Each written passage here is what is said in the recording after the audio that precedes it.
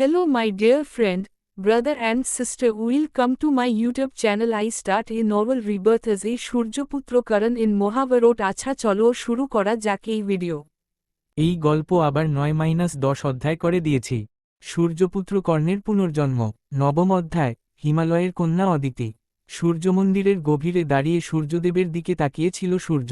যুদ্ধের আগুন যেন তার চোখে জ্বলছিল, কিন্তু মনের গভীরে ছিল এক অজানা প্রশ্ন। প্রভু, আমি কি সত্যিই একা এই পৃথিবীকে রক্ষা করতে পারব? সূর্যদেব মৃদু হেসে বললেন, না, হে কর্ণ, কুরুক্ষেত্রেও কোনো মহান যুদ্ধ একজনের শক্তিতে জেতা যায়নি। এই যুগেও তোমার পাশে থাকবে 4জন নির্বাচিত ধর্মযোদ্ধা। তাদের মধ্যে প্রথমজন হিমালয়ের কন্যা অদিতি। আকাশে একটি সোনালি আলোর গোলক জ্বলে উঠল। মুহূর্তের মধ্যে সেটি উত্তরের দিকে ছুটে গেল। যাও, সূর্যদেব বললেন, ওকে খুঁজে বের করো।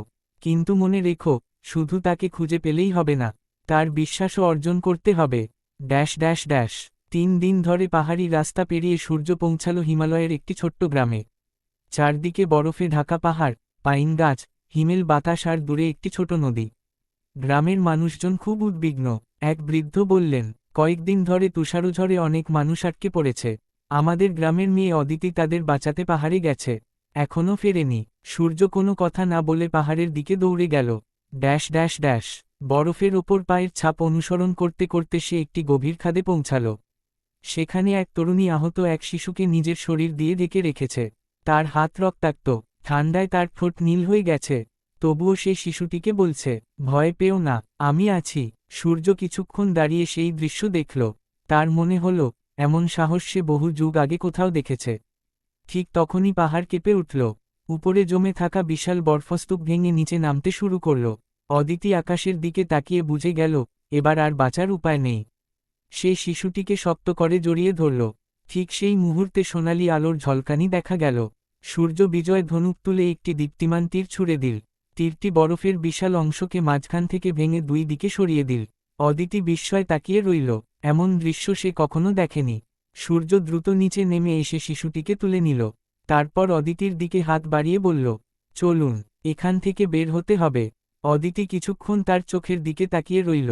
কেন জানি না, এই অচেনা যুবকের চোখে সে অদ্ভুত এক শান্তি খুঁজে পেল। ড্যাশ ড্যাশ ড্যাশ দুজন যখন গ্রামে ফিরল, তখন সবাই আনন্দে কেঁদে ফেলল।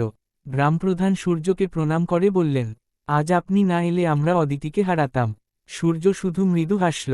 রাতে গ্রামের মানুষ তার সম্মানে একটি ছোট অনুষ্ঠানের আয়োজন করল। আগুন জ্বালিয়ে সবাই গান গাইছিল। অদিতি দূর থেকে সূর্যের দিকে তাকিয়েছিল। সে ভাবছিল, এই মানুষটাকে, কেন ওকে দেখলেই মনে হয় বহু বছর ধরে চিনি। অন্যদিকে সূর্য অদিতির দিকে তাকিয়েছিল। তার হৃদয় এক অদ্ভুত অনুভূতি জন্ম নিচ্ছিল। এটা কি শুধু শ্রদ্ধা, নাকি আরও কিছু? সে নিজেও উত্তর জানত না। ড্যাশ ড্যাশ ড্যাশ সেই রাতেই দূরের পাহাড়ের অন্ধকারে দাঁড়িয়েছিল কালকেতু। তার পাশে রক্তবীর। কালকেতু বলল, কর্ণ অদিতিকে খুঁজে পেয়েছে। ভালোই হয়েছে। রক্তবীর অবাক হয়ে জিজ্ঞাসা করল, ভালো হয়েছে? কালকেতু হেসে উঠল, হ্যাঁ, কারণ একজন বীরকে পরাজিত করার সবচেয়ে সহজ উপায় হল তার হৃদয়ে আঘাত করা। দূরে সূর্য আর অদিতি তখনও জানত না, তাদের এই প্রথম সাক্ষাৎ শুধু এক নতুন বন্ধুত্বের শুরু নয়, এটাই এমন এক সম্পর্কের সূচনা, যা ভবিষ্যতে ধর্মযুদ্ধের ভাগ্য বদলে দেবে। সূর্যপুত্র কর্ণের পুনর্জন্ম। 10ম অধ্যায়, অদিতির অজানা অতীত। প্রথম পর্ব। হিমালয়ের সেই ছোট্ট গ্রামটি আবার স্বাভাবিক ছন্দে ফিরতে শুরু করেছে। কয়েকদিন আগের তুষারধসের ভয়াবহ স্মৃতি এখনও মানুষের মনে তাজা, কিন্তু গ্রামের প্রতিটি মানুষ জানত, যদি অদিতি আর রহস্যময়ী যুবক সূর্য না থাকত, তবে সেদিন অনেক প্রাণ হারাতে হতো। সন্ধ্যা নামছে। বরফে ঢাকা পর্বতগুলোর চূড়ায় সূর্যাস্তের শেষ আলো পড়ে যেন সোনালি আগুন জ্বলে উঠেছে। ঠান্ডা বাতাসে দেবদারু গাছের ডালপালা দুলছে। দূরের মন্দির থেকে ভেসে আসছে ঘণ্টার মৃদু ধ্বনি। গ্রামের মাঝখানে একটি ছোট চিকিৎসা কেন্দ্রে অদিতি ব্যস্ত। এক বৃদ্ধের হাত ব্যান্ডেজ করছে সে। পাশেই বসে আছে কয়েকজন শিশু। কেউ জ্বরে ভুগছে, কেউ পাহাড়ে পড়ে গিয়ে আঘাত পেয়েছে। অদিতি একে একে সবার চিকিৎসা করছিল। এক বৃদ্ধা মৃদু হেসে বললেন, মা, তুই না থাকলে আমাদের গ্রামের কি হতো? অদিতি হেসে উত্তর দিল, আমি শুধু আমার কাজ করি, ঠাকুমা। মানুষকে সাহায্য করতে পারলে আমার ভালো লাগে। বৃদ্ধা তার মাথায় হাত রেখে আশীর্বাদ করলেন। কিন্তু অদিতির মনে আজ অদ্ভুত অস্থিরতা। তার বারবার মনে পড়ছে সেই যুবকের কথা, যে এক মুহূর্তে তুষারধস থামিয়ে দিয়েছিল। সে আসলে কে? নিজের মনেই প্রশ্ন করল অদিতি। ড্যাশ ড্যাশ ড্যাশ অন্যদিকে গ্রামের বাইরে নদীর ধারে একা বসেছিল সূর্য, তার হাতে বিজয় ধনুক। কিন্তু আজ সে যুদ্ধের কথা ভাবছে না। তার চোখের সামনে বারবার ভেসে উঠছে অদিতির মুখ। একজন অচেনা মানুষের জন্য নিজের জীবন বিপন্ন করার সাহস, এই দৃশ্য তাকে গভীরভাবে স্পর্শ করেছে। ঠিক তখনই বাতাসে এক উষ্ণ আলোর স্পর্শ অনুভব করল সে। চারপাশে সোনালি আলো ছড়িয়ে পড়ল। সূর্যদেব আবির্ভূত হলেন। তিনি বললেন, হে কর্ণ, অদিতিকে সাধারণ মানুষ ভেব না। তার জন্মের সঙ্গে একটি প্রাচীন রহস্য জড়িয়ে আছে। সূর্য বিস্মিত হয়ে জিজ্ঞাসা করল, কি রহস্য প্রভু? সূর্যদেব কিছুক্ষণ নীরব থেকে বললেন, অনেক বছর আগে, যখন তমরাজের প্রথম উত্থান ঘটেছিল, তখন কয়েকজন ঋষি ভবিষ্যদ্বাণী করেছিলেন, অন্ধকারকে পরাজিত করতে একদিন 5 জন ধর্মযোদ্ধা জন্ম নেবে। অদিতি তাদের মধ্যে প্রথম। তাহলে ওর এই চিকিৎসা শক্তি? হ্যাঁ, সূর্যদেব বললেন, এটি কোনো সাধারণ ক্ষমতা নয়, এটি আশীর্বাদ। কিন্তু অদিতি এখনও তার প্রকৃত শক্তি সম্পর্কে কিছুই জানে না। Dash dash dash. সেই রাতেই অদিতি একটি অদ্ভুত স্বপ্ন দেখল। সে দেখল, অসীম আলোয় ভরা এক প্রাচীন যুদ্ধক্ষেত্র। সেখানে অসংখ্য যোদ্ধা লড়াই করছে। দূরে এক মহাবীর সোনালী কবচ পরে সূর্যের মতো দীপ্তি ছড়াচ্ছেন। অদিতি তার মুখ স্পষ্ট দেখতে পেল না, কিন্তু সেই বীর তার দিকে তাকিয়ে শুধু একটি কথাই বললেন, সময় এলে আমাকে চিনতে পারবে। হঠাৎ ঘুম ভেঙে গেল অদিতির। তার বুক ধড়ফড় করছে। সে জানালার বাইরে তাকালো। দূরের পাহাড়ের চূড়ায় দাঁড়িয়ে আছে সূর্য। পূর্ণিমার আলোয় তাকে যেন কোনো সাধারণ মানুষ নয়, বরং বহু যুগের এক যোদ্ধা বলে মনে হচ্ছে। অদিতির অজান্তেই তার হৃদয়ে এক নতুন অনুভূতির জন্ম নিতে শুরু করল। কিন্তু সে জানত না, এই অনুভূতি শুধু বর্তমান জীবনের নয়, ভাগ্যের চাকা ইতিমধ্যেই ঘুরতে শুরু করেছে। আর দূরের অন্ধকার গুহায় কালকেতু চোখ বন্ধ করে এক নিষিদ্ধ যজ্ঞ শুরু করেছে। তার সামনে জ্বলছে কালো আগুন। সে মন্ত্র পড়ছে, ধর্মযোদ্ধারা একত্র হওয়ার আগেই তাদের হৃদয় ভেঙে দাও। আগুনের শিখা থেকে ধীরে ধীরে একটি অন্ধকার ছায়ামূর্তি বেরিয়ে এল। কালকেতুর ঠোঁটে রহস্যময়ী হাসি ফুটে উঠল। যাও, সে বলল, অদিতিকে হত্যা করো। ছায়ামূর্তিটি নিঃশব্দে হিমালয়ের গ্রামের দিকে উড়ে গেল। চলবে সূর্যপুত্র কর্ণের পুনর্জন্ম। 10ম অধ্যায়, অদিতির অজানা অতীত, দ্বিতীয় পর্ব। হিমালয়ের সেই রাত ছিল অস্বাভাবিক নীরব। আকাশে পূর্ণিমার চাঁদ জ্বলছিল, কিন্তু চারপাশে যেন এক অদ্ভুত অশুভ অনুভূতি ছড়িয়ে পড়েছিল। পাহাড়ের গায়ে বয়ে যাওয়া ঠান্ডা বাতাসও যেন কোনো অজানা সতর্কবার্তা বহন করছিল। অদিতি ঘুমাতে পারছিল না। বারবার তার মনে পড়ছিল সেই স্বপ্নের কথা, সেই রহস্যময় যোদ্ধা, তার দীপ্তিময় কবচ, আর সেই কণ্ঠস্বর, সময় এলে আমাকে চিনতে পারবে। সে জানালার পাশে এসে দাঁড়াল। দূরে পাহাড়ের চূড়ায় সূর্যকে ধ্যানে বসে থাকতে দেখা গেল। চাঁদের আলোয় তার চারপাশে যেন এক অদৃশ্য সোনালী আভা ছড়িয়েছিল। অদিতি মনে মনে বলল, তুমি আসলে কে? ঠিক তখনই পিছন থেকে একটি কোমল কণ্ঠ ভেসে এল, আবার সেই ছেলেটার কথাই ভাবছিস? অদিতি ঘুরে দেখল, তার দিদিমা দাঁড়িয়ে আছেন। দিদিমা মৃদু হেসে তার পাশে এসে বসলেন। তোর চোখ দেখে বুঝতে পারছি, তোর মনে অনেক প্রশ্ন। অদিতি কিছুক্ষণ চুপ থেকে বলল, দিদিমা, আমার ছোটবেলা সম্পর্কে তুমি কখনো কিছু বলো না কেন? আমার বাবা মা আসলে কারা? দিদিমার মুখের হাসি মিলিয়ে গেল। তিনি দীর্ঘশ্বাস ফেলে বললেন, আজ হয়তো সময় এসেছে সব কথা বলার। ঘরের প্রদীপের আলোয় তিনি ধীরে ধীরে বলতে শুরু করলেন, ড্যাশ ড্যাশ ড্যাশ। 18 বছর আগে, সেই রাতেও এমনই প্রবল তুষারঝড় হচ্ছিল। গ্রামের সব মানুষ ঘরে আশ্রয় নিয়েছিল। হঠাৎ গ্রামের মন্দিরের পুরোহিত ছুটে এসে খবর দিলেন, মন্দিরের সিঁড়িতে একটি নবজাতক কন্যা শিশু পড়ে আছে। সবাই দৌড়ে সেখানে গেল। দেখা গেল, শিশুটি সাদা কাপড়ে মোড়ানো। তার কপালে সূর্যের মতো একটি ক্ষীণ সোনালী জন্মচিহ্ন। কিন্তু আশ্চর্যের বিষয়, সেই ভয়ঙ্কর ঠান্ডাতেও শিশুটির শরীর ছিল উষ্ণ। মন্দিরের সামনে রাখা একটি প্রাচীন সূর্যচিহ্ন তখন নিজে থেকেই আলো ছড়াতে শুরু করেছিল। পুরোহিত বলেছিলেন, এই শিশু সাধারণ নয়, দেবতার আশীর্বাদ নিয়ে পৃথিবীতে এসেছে। কেউ তার বাবা মাকে খুঁজে পায়নি। শেষ পর্যন্ত গ্রামের সবাই মিলে সিদ্ধান্ত নেয়, শিশুটিকে গ্রামের মেয়ে হিসেবেই বড় করা হবে। সেই শিশুই আজকের অদিতি। Dash dash dash. অদিতির চোখ ভিজে উঠল। তাহলে, আমি এতদিন কিছুই জানতাম না? দিদিমা তার মাথায় হাত রেখে বললেন, আমরা তোকে হারানোর ভয় কিছু বলিনি। অনেকেই তোর সেই জন্মচিহ্ন দেখে ভয় পেত। অদিতি আস্তে করে নিজের কপালে হাত রাখল। শৈশব থেকেই সেই চিহ্নটি সে লুকিয়ে রাখত। Dash dash dash. পরদিন সকালে সূর্য গ্রামের চারপাশ ঘুরছিল। হঠাৎ সে অনুভব করল, চারদিকে এক অদ্ভুত অন্ধকার শক্তি ছড়িয়ে পড়ছে। বাতাস হঠাৎ ঠান্ডা হয়ে গেল। পাখিরা একসঙ্গে উড়ে পালিয়ে গেল। সূর্য সঙ্গে সঙ্গে বিজয় ধনুক হাতে নিল। তার মনে হল, কেউ আমাদের ওপর নজর রাখছে। একই সময়ে গ্রামের বাইরে একটি কালো ছায়া নিঃশব্দে এগিয়ে আসছিল। সেটি মানুষ নয়, আলো পড়লেও তার কোনো ছায়া তৈরি হচ্ছিল না। দুটি লাল চোখ আগুনের মতো জ্বলছিল। কালকেতুর পাঠানো সেই অন্ধকার দূত আজ প্রথমবারের মতো অদিতির সামনে আসতে চলেছে। দূরে দাঁড়িয়ে সূর্যও সেই অশুভ উপস্থিতি অনুভব করল। সে দ্রুত গ্রামের দিকে দৌড়ে গেল। অন্যদিকে অদিতি তখনও জানত না, তার জীবনের সবচেয়ে বড় পরীক্ষার শুরু আজ থেকেই। চলবে সূর্যপুত্র কর্ণের পুনর্জন্ম। 10ম অধ্যায়, অদিতির অজানা অতীত, তৃতীয় পর্ব। ভোরের আলো তখনও পুরোপুরি ফুটেনি। হিমালয়ের পাহাড়গুলো কুয়াশায় ঢাকা, চারদিকে নিস্তব্ধতা, কিন্তু সেই নীরবতার আড়ালে লুকিয়ে ছিল এক ভয়ঙ্কর অশুভ শক্তি। গ্রামের বাইরে একটি বিশাল দেবদারু গাছের ছায়ায় দাঁড়িয়ে ছিল কালকেতুর পাঠানো অন্ধকার দূত। তার শরীর কালো ধোঁয়ায় তৈরি, চোখ দুটি রক্তের মতো লাল। সে ধীরে ধীরে বলল, আমার প্রথম লক্ষ্য, অদিতি। এক মুহূর্তের মধ্যেই সে বাতাসে মিলিয়ে গেল। Dash dash dash. সকালে অদিতি গ্রামের শিশুদের নিয়ে পাহাড়ের নিচে ঔষধি গাছ সংগ্রহ করতে বের হল। তার সঙ্গে ছিল কয়েকজন গ্রামবাসী। পাহাড়ি পথে হাঁটতে হাঁটতে এক ছোট মেয়ে জিজ্ঞাসা করল, দিদি, তুমি এত সাহসী কিভাবে হলে? অদিতি হেসে বলল, সাহস মানে ভয় না পাওয়া নয়, ভয় পেলেও সঠিক কাজটি করার নামই সাহস। কথাগুলো শুনে সবাই মুগ্ধ হয়ে গেল। কিন্তু ঠিক তখনই পাহাড়ের ওপরে বসে থাকা পাখিগুলো হঠাৎ একসঙ্গে উড়ে পালাল। বাতাস অস্বাভাবিক ঠান্ডা হয়ে গেল। অদিতির মনে হল, কেউ যেন তাদের দেখছে। Dash dash dash. অন্যদিকে সূর্য নদীর ধারে ধ্যানে বসেছিল। হঠাৎ তার কপালের সোনালি চিহ্ন জ্বলে উঠল। সে চোখ খুলতেই দেখল, দূরে কালো ধোঁয়ার একটি রেখা পাহাড়ের দিকে এগিয়ে যাচ্ছে। সে বুঝে গেল, অন্ধকার এসে গেছে। এক মুহূর্তও দেরি না করে সে বিজয় ধনুক তুলে পাহাড়ের দিকে ছুটল। Dash dash dash. এদিকে অদিতির দল একটি গভীর গুহার সামনে পৌঁছেছে। হঠাৎ গুহার ভেতর থেকে ভয়ঙ্কর গর্জন শোনা গেল। একটি বিশাল কালো নেকড়ে বেরিয়ে এলো। কিন্তু এটি কোনো সাধারণ নেকড়ে নয়। তার শরীর থেকে কালো আগুন বের হচ্ছে, চোখ দুটি জ্বলছে লাল আলোয়। শিশুরা ভয়ে চিৎকার করে উঠল।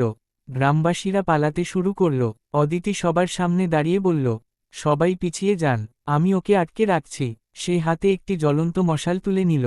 নেকড়েটি প্রচণ্ড গতিতে তার দিকে ঝাঁপিয়ে পড়ল। ঠিক সেই মুহূর্তে আকাশ চিরে একটি সোনালি তীর ছুটে এলো। তীরটি নেকড়েটির সামনে বিস্ফোরিত হতেই সে কয়েক হাত দূরে ছিটকে পড়ল। অদিতি ঘুরে দেখল, সূর্য দাঁড়িয়ে আছে, তার হাতে বিজয় ধনুক, চোখে অদম্য দৃঢ়তা। সূর্য বলল, আমি বলেছিলাম, বিপদ এলে আমি পাশে থাকব। অদিতির বুকের ভেতর অদ্ভুত এক শান্তি নেমে এল।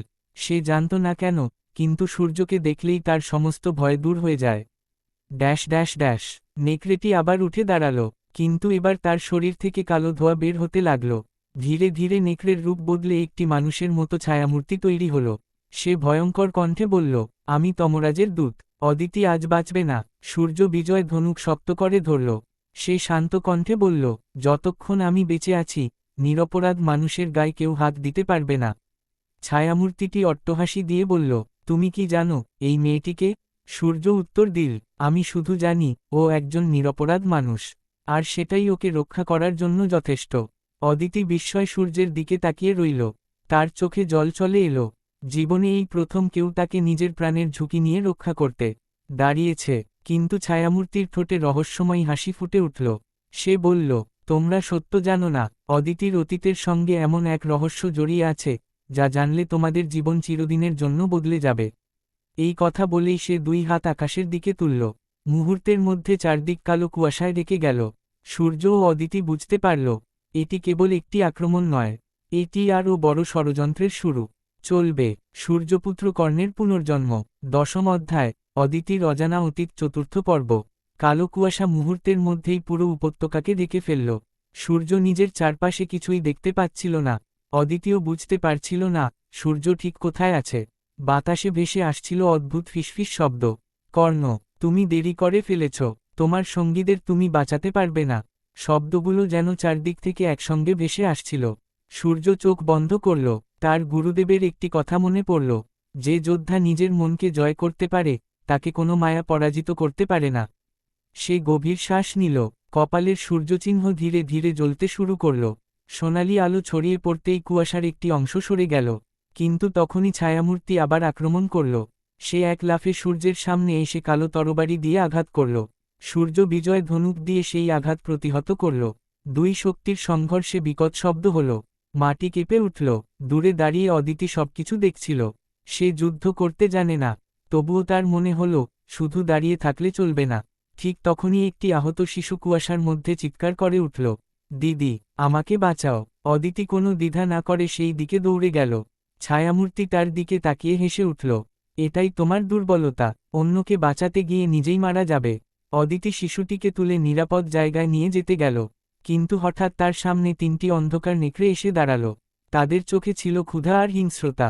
অদিতি শিশুটিকে নিজের পিছনে দাঁড় করিয়ে বলল, ভয় পেও না, আমি তোমাকে কিছু হতে দেব না। নেকড়েগুলো একসঙ্গে ঝাঁপিয়ে পড়ল। ঠিক সেই মুহূর্তে অদিতির কপালের জন্মচিহ্ন উজ্জ্বল হয়ে উঠল। তার 2 হাত থেকে সোনালি আলোর ঢেউ বেরিয়ে এলো। আলো স্পর্শ করতেই নেকড়েগুলো যন্ত্রণায় চিৎকার করে পিছিয়ে গেল। অদিতি নিজেই বিস্মিত, এটা কিভাবে সম্ভব? দূর থেকে সূর্য সেই দৃশ্য দেখল। সে মনে মনে বলল, প্রভু, তাহলে অদিতির শক্তি জেগে উঠতে শুরু করেছে। ছায়ামূর্তি এবার আর হাসছিল না। তার চোখে প্রথমবারের মতো ভয়ের ছাপ দেখা গেল। সে বিড়বিড় করে বলল, অসম্ভব, এত তাড়াতাড়ি দিব্যশক্তি জাগ্রত হওয়ার কথা নয়। ঠিক তখনই আকাশে বজ্রপাত হল। কালো মেঘের ফাঁক দিয়ে সূর্যের একটি তীব্র কিরণ নেমে এসে অদিতি ও সূর্যকে ঘিরে ধরল। ছায়ামূর্তি বুঝতে পারল, এই যুদ্ধ আর সহজ নয়। সে ধীরে ধীরে কালো ধোঁয়ায় মিলিয়ে যেতে যেতে বলল, আজ তোমরা জিতেছ, কর্ণ। কিন্তু এটা কেবল শুরু। খুব শিগগিরই তমরাজ নিজেই তোমাদের সামনে আসবেন। কথা শেষ হতেই চারপাশের কালো কুয়াশা মিলিয়ে গেল। আকাশ আবার পরিষ্কার হয়ে উঠল। গ্রামবাসীরা ভয় কাঁপতে কাঁপতে এগিয়ে এলো। তারা অবাক হয়ে দেখল, অদিতির কপালে সোনালি আলো এখনও ক্ষীণভাবে জ্বলছে। একজন বৃদ্ধ পুরোহিত কাপা গলায় বললেন, ভবিষ্যৎবাণী সত্যি হচ্ছে। সূর্য অদিতির দিকে তাকালো। অদিতিও তার দিকে তাকিয়ে রইল। এই প্রথম দুজনেই বুঝতে পারল, তাদের পথ এখন থেকে আর আলাদা নয়। কিন্তু দূরে, বরফঢাকা এক পাহাড়ের চূড়ায় দাঁড়িয়ে কালকেতু সবকিছু দেখছিল। তার মুখে ধীরে ধীরে এক রহস্যময়ী হাসি ফুটে উঠল। সে বলল, খেলা এখনই শুরু হলো, কর্ণ। এবার আমি এমন একজনকে তোমার সামনে আনব, যার সঙ্গে দেখা হলে তোমার হৃদয় আর আগের মতো থাকবে না। দূরের আকাশে বিদ্যুৎ চমকাল। অজানা ভবিষ্যতের দিকে তাকিয়ে সূর্য অনুভব করল, তার জীবনে আরও বড় পরিবর্তন আসতে চলেছে। চলবে সূর্যপুত্র কর্ণের পুনর্জন্ম। 10ম অধ্যায়, অদিতির অজানা অতীত। 5ম পর্ব। পরদিন ভোর, হিমালয়ের বরফঢাকা শৃঙ্গের ওপর সূর্যের প্রথম আলো পড়তেই চারদিকে সোনালি আভা ছড়িয়ে পড়ল। কিন্তু গ্রামের মানুষের মুখে সেই আলোয় আনন্দ ছিল না। গত রাতের অদ্ভুত ঘটনায় সবাই আতঙ্কিত। গ্রামের প্রাচীন সূর্যমন্দিরে জরুরি সভা ডাকা হল। গ্রামপ্রধান, পুরোহিত, প্রবীণরা এবং গ্রামের মানুষ সবাই উপস্থিত। অদিতি ও সূর্যও সেখানে এল। বৃদ্ধ প্রধান ধীরে ধীরে বললেন, গত রাতে আমরা যা দেখেছি, তা আমাদের পূর্বপুরুষদের ভবিষ্যৎবাণীর সঙ্গে মিলে যাচ্ছে। মন্দিরের প্রধান পুরোহিত একটি পুরনো তালপাতার পুঁথি নিয়ে এলেন। পুঁথির পাতাগুলো সময়ের ভারে হলুদ হয়ে গেছে। তিনি একটি পৃষ্ঠা খুলে পড়তে শুরু করলেন। যখন অন্ধকারের শক্তি পৃথিবীকে গ্রাস করতে চাইবে, তখন সূর্যের আলো বহনকারী এক যোদ্ধা এবং দেবীর আশীর্বাদধন্য এক কন্যা একত্র হবে। তাদের মিলনই ধর্মরক্ষকদের জাগিয়ে তুলবে। মন্দিরের ভেতর নিস্তব্ধতা নেমে এলো। সবাই অদিতি ও সূর্যের দিকে তাকিয়ে রইল। অদিতি লজ্জায় মাথা নিচু করল। সূর্য শান্তভাবে দাঁড়িয়ে রইল।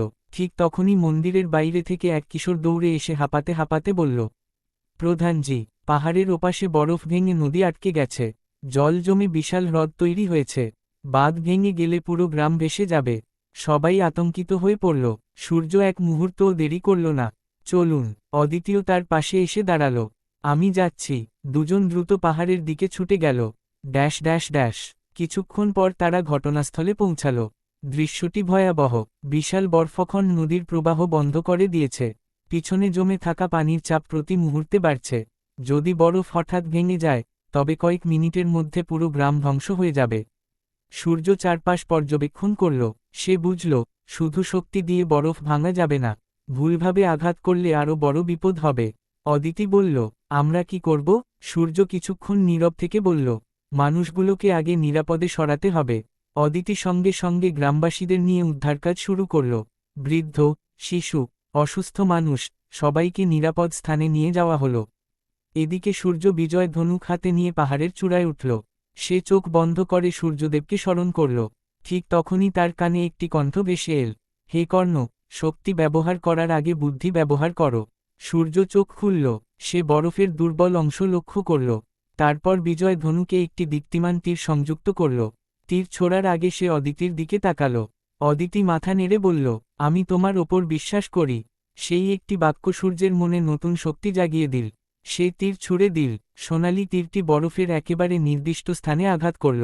এক বিকট শব্দে বরফ ফেটে গেল। কিন্তু পুরো বাঁধ ভেঙে পড়ল না, বরং নদীর জল ধীরে ধীরে আবার নিজের স্বাভাবিক পথে প্রবাহিত হতে শুরু করল। গ্রামবাসীরা আনন্দে চিৎকার করে উঠল, জয় সূর্যদেব, জয়। অদিতি সূর্যের দিকে তাকিয়ে মৃদু হাসল। তার মনে হল, এই মানুষটির পাশে থাকলে কোনো অসম্ভব কাজও অসম্ভব মনে হয় না। কিন্তু সেই সময় দূরের বরফঢাকা এক পাহাড়ের গুহা থেকে দুটি লাল চোখ সবকিছু দেখছিল।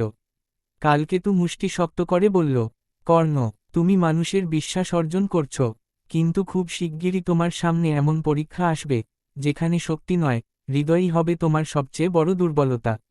সে একটি কালো স্ফটিক তুলে ধরল।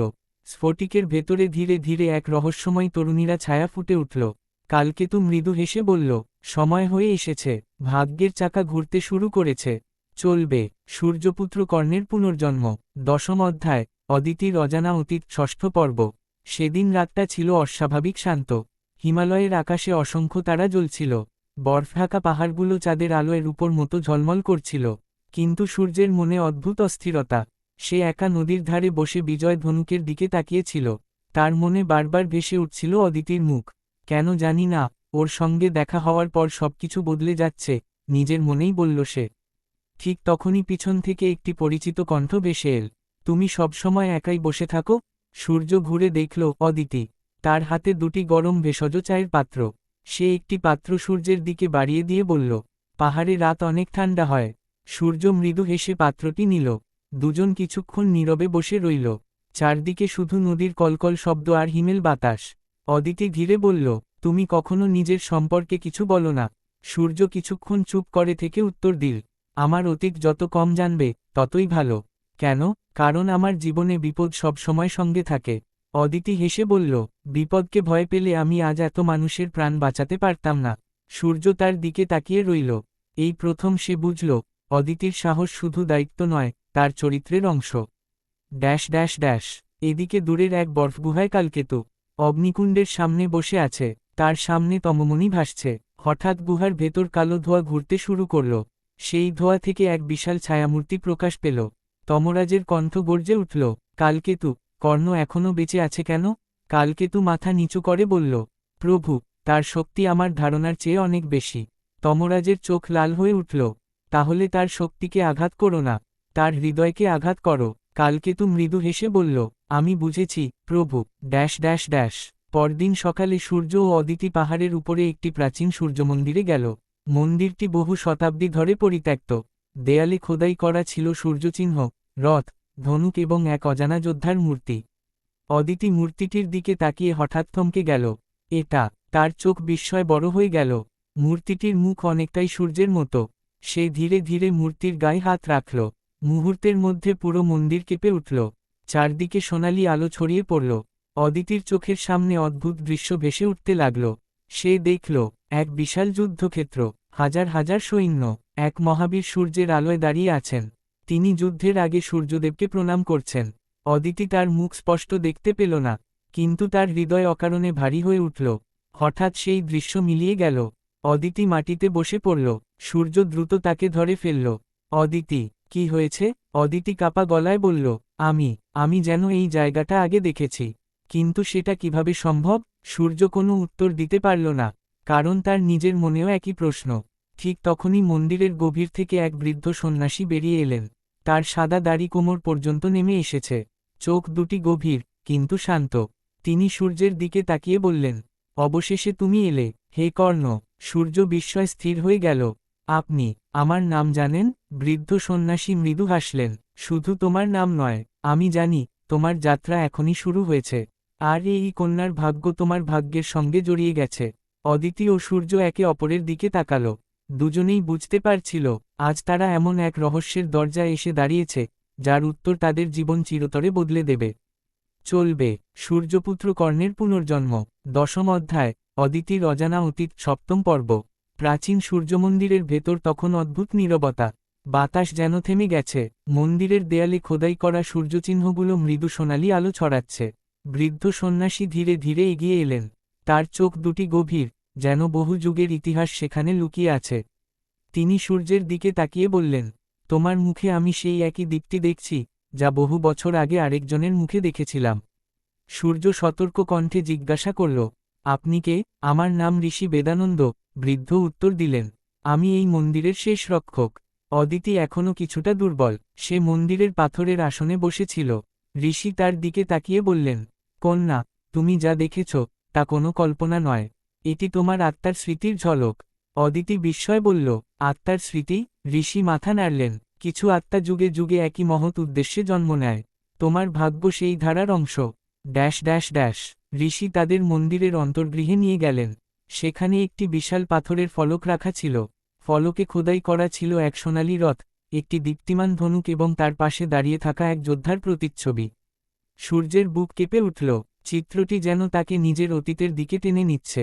ঋষি বললেন, এই মন্দির নির্মিত হয়েছিল সেই যোদ্ধার স্মৃতিতে, যিনি সূর্যের আশীর্বাদধন্য ছিলেন। তার প্রকৃত পরিচয় খুব কম মানুষ জানত। অদিতি ধীরে জিজ্ঞাসা করল, তিনি কি কর্ণ? ঋষি মৃদু হাসলেন, তোমরা উত্তর জানো, কিন্তু এখনও তা পুরোপুরি গ্রহণ করার সময় আসেনি। Dash dash dash. ঠিক তখনই মন্দিরের বাইরে হঠাৎ প্রবল ঝড় শুরু হল। দরজা কাঁপতে লাগল, প্রদীপের শিখা অস্বাভাবিকভাবে দুলে উঠল। ঋষির মুখ গম্ভীর হয়ে গেল। অন্ধকার আমাদের উপস্থিতি টের পেয়েছে। মন্দিরের দরজা হঠাৎ ভেঙে খুলে গেল। কালো ধোঁয়ার ভেতর থেকে তিনটি অন্ধকার যোদ্ধা প্রবেশ করল। তাদের শরীর ধোঁয়ায় আচ্ছন্ন, হাতে কালো বর্ষা। একজন গর্জে উঠল, তমরাজের আদেশ, কর্ণ ও সূর্যকন্যাকে জীবিত ধরা হবে। সূর্য মুহূর্তের মধ্যে বিজয় ধনুক তুলে নিল। প্রথম যোদ্ধা তার দিকে বর্ষা ছুড়ে দিল। সূর্য সরে গিয়ে একটি সোনালি তীর ছুঁড়ে বর্ষাটিকে আকাশেই ভেঙে দিল। অন্য দুই যোদ্ধা একসঙ্গে আক্রমণ করল। মন্দিরের ভেতর তীব্র সংঘর্ষ শুরু হল। পাথরের স্তম্ভে আঘাত লেগে স্ফুলিঙ্গ উঠতে লাগল। অদিতি আতঙ্কিত হলেও পালাল না। সে দ্রুত ঋষি বেদানন্দকে নিরাপদ স্থানে সরিয়ে দিল। ঠিক তখন এক অন্ধকার যোদ্ধা তার দিকে ঝাঁপিয়ে পড়ল। অদিতির কপালের জন্মচিহ্ন উজ্জ্বল হয়ে উঠল। তার হাত থেকে সোনালি আলোর তরঙ্গ বেরিয়ে এসে যোদ্ধাটিকে কয়েক হাত দূরে ছিটকে ফেলল। সূর্য বিস্ময় তাকিয়ে রইল। অদিতির শক্তি আগের চেয়ে অনেক বেশি জেগে উঠছে। কিন্তু তৃতীয় যোদ্ধাটি হঠাৎ অদ্ভুত মন্ত্র উচ্চারণ করল। মুহূর্তের মধ্যে পুরো মন্দির অন্ধকারে ঢেকে গেল। সূর্য কিছুই দেখতে পাচ্ছিল না। তখনই অদিতির কণ্ঠ শোনা গেল, সূর্য, তোমার ডান দিকে। সূর্য সেই দিকে ঘুরে তীর ছুঁড়ে দিল।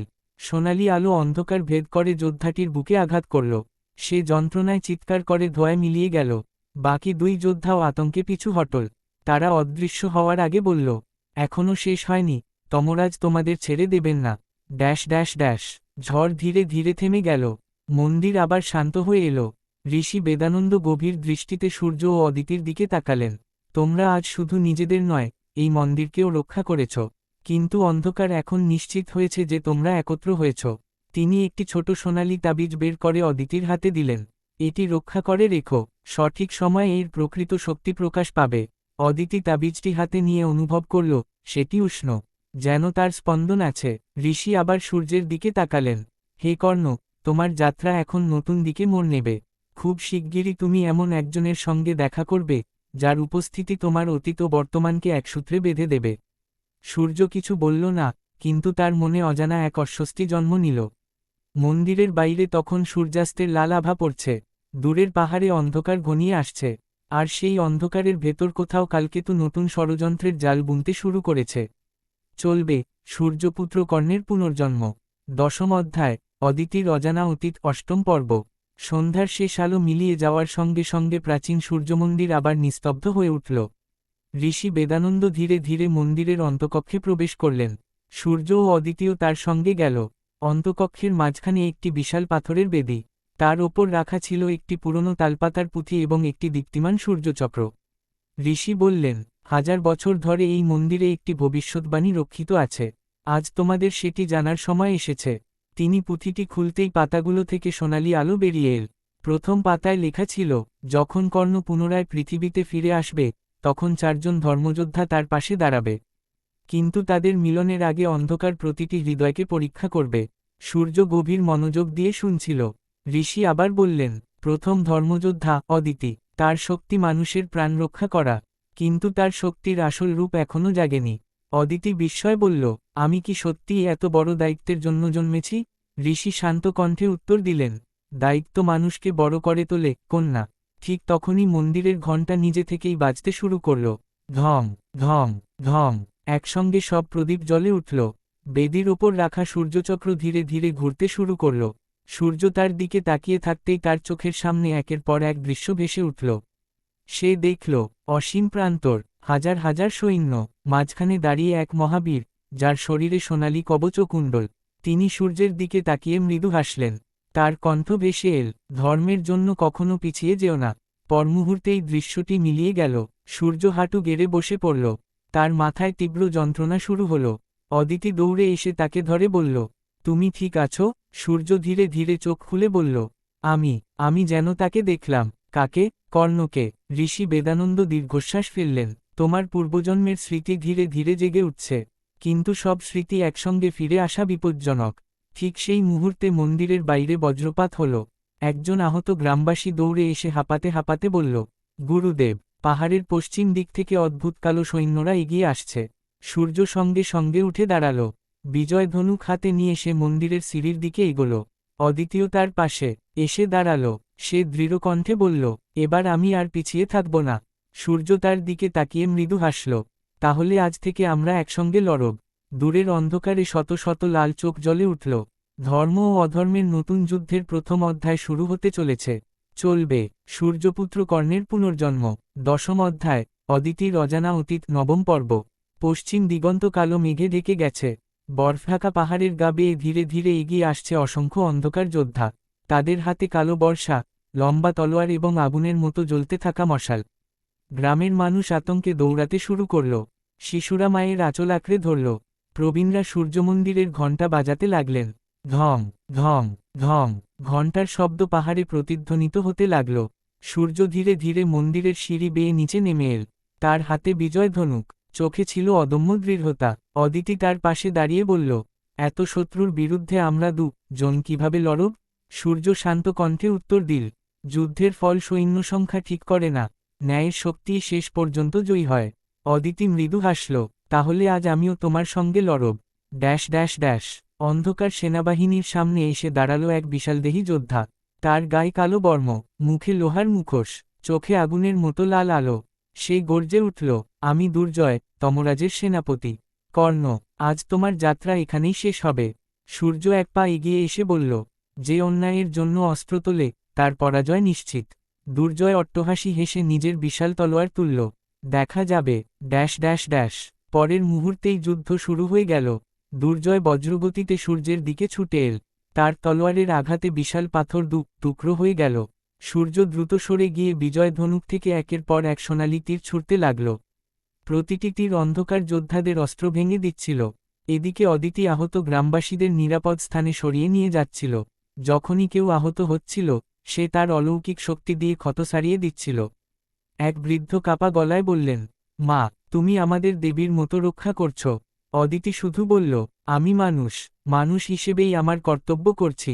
ড্যাশ ড্যাশ ড্যাশ যুদ্ধ ক্রমশ ভয়াবহ হয়ে উঠল। দুর্জয় হঠাৎ কালো শক্তির এক বিশাল গোলক তৈরি করে সূর্যের দিকে নিক্ষেপ করল। গোলকটি আকাশ অন্ধকার করে এগিয়ে এল। সূর্য বুঝল, এটি সাধারণ আক্রমণ নয়। সে চোখ বন্ধ করে সূর্যদেবকে স্মরণ করল। তার কপালের সূর্যচিহ্ন জ্বলে উঠল। মুহূর্তের মধ্যে বিজয় ধনুক সোনালি আগুনে আলোকিত হয়ে উঠল। সে এক বিশেষ তীর সংযুক্ত করল। সূর্যাস্ত্র। তীরটি ছুটে গিয়ে কালো গোলককে আঘাত করল। প্রচণ্ড বিস্ফোরণে চারদিক আলোয় ভরে গেল। অন্ধকার শক্তি মুহূর্তের মধ্যে ছিন্নভিন্ন হয়ে গেল। দুর্জয় কয়েক কদম পিছিয়ে গেল। তার চোখে প্রথমবারের মতো ভয়ের ছাপ। ড্যাশ ড্যাশ ড্যাশ দূরে পাহাড়ের চূড়ায় দাঁড়িয়ে কালকেতু পুরো যুদ্ধ দেখছিল।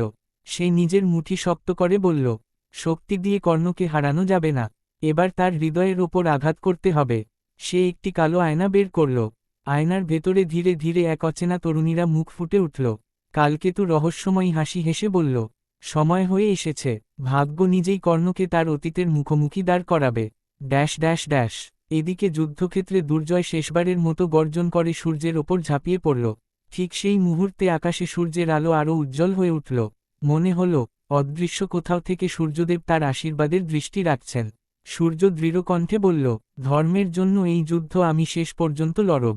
দুর্জয়ের তলোয়ার আর সূর্যের দীপ্তিমান তীরের সংঘর্ষে এমন এক আলোর বিস্ফোরণ ঘটল, যার আলো পুরো উপত্যকাকে আলোকিত করে দিল। চলবে। যদি আপনার এই ভিডিও ভালো লাগলো, লাইক অ্যান্ড সাবস্ক্রাইব মাই ইউটিউবে চ্যানেল ইন সাপোর্ট।